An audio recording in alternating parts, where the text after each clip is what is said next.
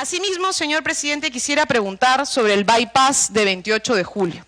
Y ahí hay varias preguntas en el bypass de 28 de julio, señor presidente, que creo que la ciudadanía en su conjunto merece escuchar, sobre todo en lo que se refiere a la planificación, porque yo no puedo estar más de acuerdo con el congresista Martorell sobre la necesidad de la planificación y la urgencia de que la Municipalidad de Lima tenga un criterio mínimo de planificación, porque somos una de las ciudades más grandes del país. Y entonces, ¿cómo es posible, señor presidente, que no se haya avanzado precisamente en el Plan de Lima, que estaba prácticamente listo de planificación de la ciudad, señor presidente, y que no solo no se continuó, sino que se ha aprobado un plan con 18 bypasses que ha observado el MEF y que ha observado CEPLAN, y que habría que saber qué cosa pasa con los criterios de planificación. Pero en el bypass de 28 de julio, señor presidente, hay un informe de la Defensoría del Pueblo que dice que no había expediente. Y de hecho, que se han mandado dos diseños diferentes, uno al MEF y uno al Ministerio de Transporte, sobre el mismo bypass de 28 de julio, señor presidente.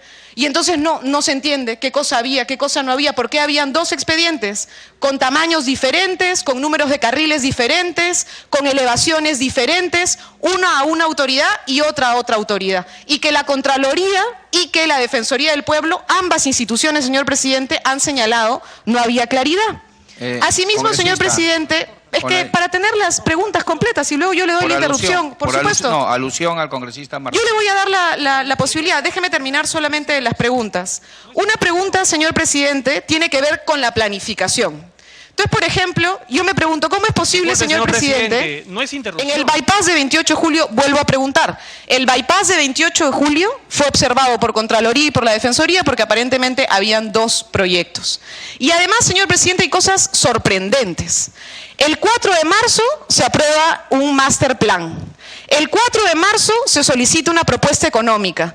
El 9 de marzo se reciben las propuestas económicas. Entre el 9 de marzo y el 17 de marzo, señores, en menos de 10 días se contrata un perito externo y el 17 de marzo ese perito externo entrega un informe.